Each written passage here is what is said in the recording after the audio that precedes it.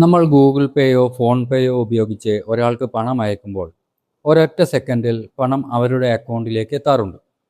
Bank account നമ്പറോ IFSC കോഡോ ഒന്നും കൊടുക്കാതെ ബാങ്ക് അവധി ദിവസങ്ങളിൽ പോലും എങ്ങനെയാണ് UPI ഇത്ര വേഗത്തിൽ ബാങ്കുകളുമായി ബന്ധപ്പെട്ട് ഈ ഇടപാട് നടത്തുന്നത്? ഇതിനു പിന്നിൽ ഇന്ത്യയുടെ സ്വന്തം ഒരു മാസ് നെറ്റ്വർക്കുണ്ട്. ഇതാ ഡീകോഡ് ചെയ്യുന്നു. യഥാർത്ഥത്തിൽ നമ്മൾ ഉപയോഗിക്കുന്ന ഗൂഗിൾ പേ അല്ലെങ്കിൽ ഫോൺ പേ വെറും ഒരു ആപ്പ് മാത്രമാണ്. അവർക്ക് നിങ്ങളുടെ പണം നേരിട്ട് മാറ്റാൻ കഴിയില്ല. ഈ കളിയുടെ യഥാർത്ഥ തലവൻ റിസർവ് ബാങ്കിന് കീഴിലുള്ള NPCI, national payment corporation of India ആണ്. നിങ്ങൾ UPI ആപ്പിൽ അക്കൗണ്ട് ലിങ്ക് ചെയ്യുമ്പോൾ ബാങ്കിൽ രജിസ്റ്റർ ചെയ്ത നിങ്ങളുടെ മൊബൈൽ നമ്പറും IPI പിന്നും വെച്ച് നിങ്ങളുടെ ബാങ്കും NPCIയുമായി ഒരു സുരക്ഷിത കണക്ഷൻ ഉണ്ടാക്കുന്നു.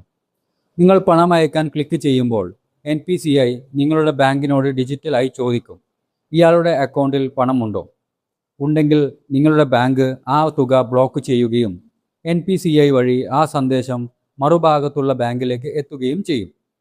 ആ സെക്കൻഡിൽ തന്നെ മറ്റേ ബാങ്ക് തുക വാങ്ങാൻ തയ്യാറാണെന്ന് അറിയിക്കുന്നതോടെ പണം അപ്പുറത്തെ അക്കൗണ്ടിലേക്ക് ക്രെഡിറ്റ് ആകുന്നു. ഇത്രയും വലിയ പ്രോസസ്സാണ് നമ്മളൊരു നൊടിയിടയിൽ കാണുന്നത്. ബാങ്ക് വിവരങ്ങൾ പരസ്യമാക്കാതെ നിങ്ങളുടെ ഫോൺ നമ്പറോ UPI IDയോ മാത്രം ഉപയോഗിച്ച് IMPS സാങ്കേതികവിദ്യയുടെ സഹായത്തോടെയാണ് ബാങ്കുകൾ ഈ സെറ്റിൽമെൻറ്റ് നടത്തുന്നത്. ചുരുക്കം പറഞ്ഞാൽ ലോകത്തിലെ തന്നെ ഏറ്റവും മികച്ച ഒത്തൊരുമയുള്ള ബാങ്കിംഗ് നെറ്റ്വർക്കാണ് ഇന്ത്യയുടെ UPI. നിങ്ങൾ ദിവസവും UPI ഉപയോഗിക്കാറുണ്ടോ? താഴെ വന്ന് കമൻറ്റ് ചെയ്യൂ. ഇതുപോലെയുള്ള ടെക് ഫിനാൻസ് ഡീകോഡിങ്ങുകൾക്കായി ഡീകോഡ് വേൾഡ് ഇപ്പോൾ തന്നെ ഫോളോ ചെയ്യൂ.